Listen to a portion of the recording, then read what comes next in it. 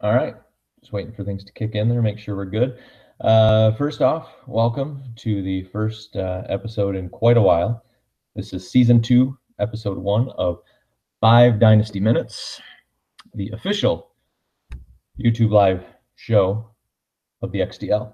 I'm your commissioner and also the owner of the Strong Badia Cheats.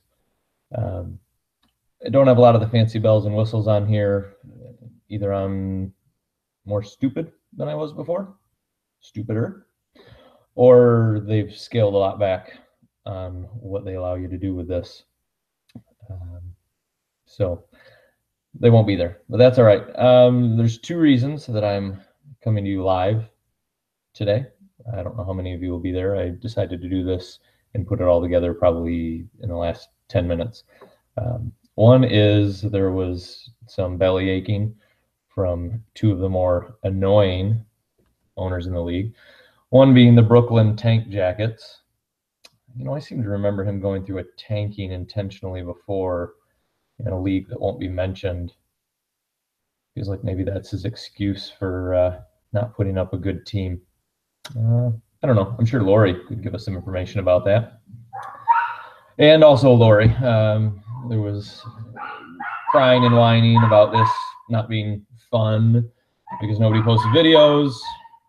That's true. There aren't a lot of videos, but I'm going to post one now. The other reason I'm posting, thankfully my dog, is because I'm home recovering from a slight procedure requiring ice in my nether regions.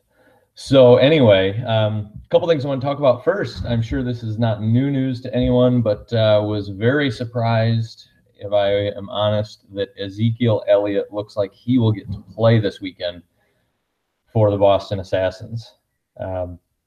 I did not expect the suspension, the 6-game suspension, to kick in right away at the beginning of the season.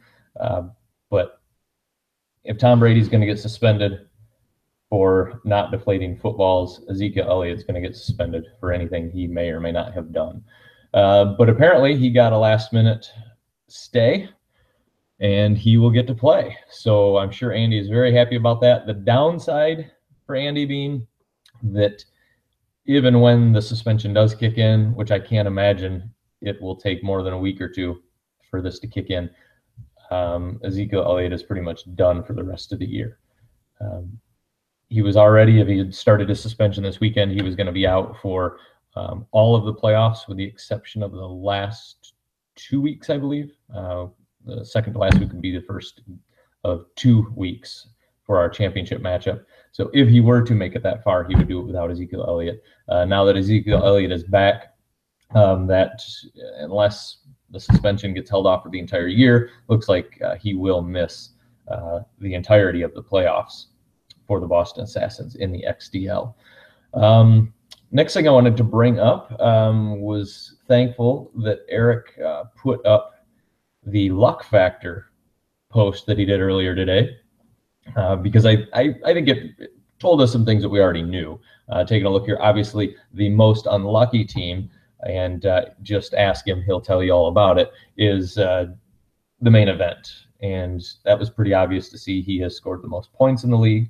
He has the most points scored against him in the league. But as anyone who has had this happen to them in the past knows, this is not strictly a points league.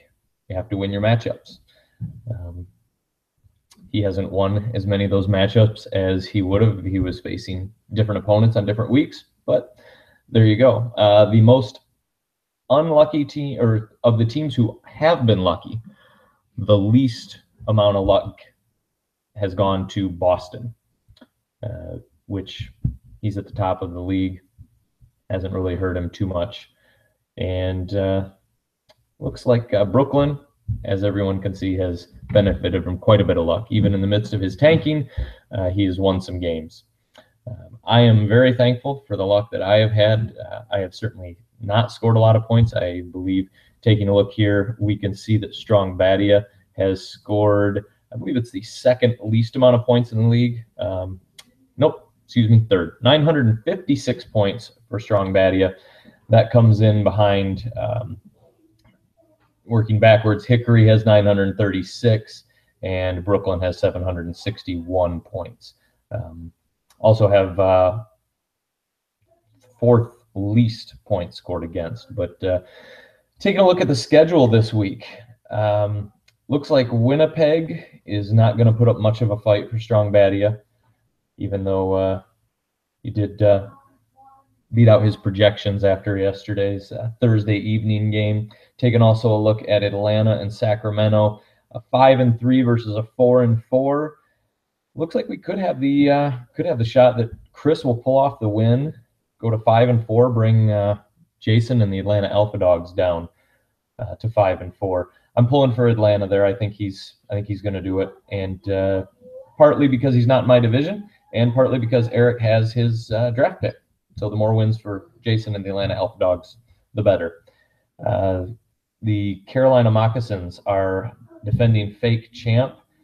Did not fare too well yesterday. Still has a leg up on Brooklyn. Probably the best thing to happen there would be Brooklyn beating Carolina, because that would also affect the lottery position for Brooklyn. And it's fun to watch Aaron lose. Yes, last year he was the most lucky team in terms of no injuries. This year he's finally getting a taste of what it feels like. So that's been nice. Boston Assassins should have no problem with the Hickory Hammers, especially with Ezekiel Elliott playing this weekend. Put him to 7-2 on the year. Hickory dropping to 4-5. He's already in 7th place. He rode the wave early, and now it's starting to fall apart on him. 2 straight losses, looking at a 3rd straight loss for Hickory.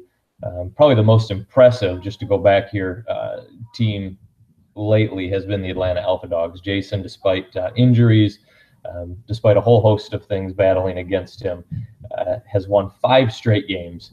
Started out 0-3, looked like he was going to have to sell, and here he is, 5 wins in a row.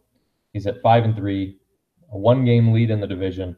But as I said, I think Sacramento is going to pull off that win, and things will start to get interesting because Sacramento will then leapfrog Atlanta in that division. Last but certainly least, we have the main event. Now, he is projected to score only 136 points. Projections mean nothing to the main event, of course, but that is a lower than normal projection from what I recall. Cleveland doesn't look to be putting up much of a fight. The Steamers are going to steam, as in a stinking pile of Cleveland Steamers, or Crapamento, I guess. But they're going to be 3-6 after this week, pretty much looking from the outside in at that point. I do think we're going to be in for quite an interesting next couple of weeks. I think we got the trade deadline coming up. Long-term free agent signings end here soon, so it'll definitely be interesting to see what everyone does with some last-minute trades and last-minute pickups. The contract signings of free agents can still happen, but the long terms will end.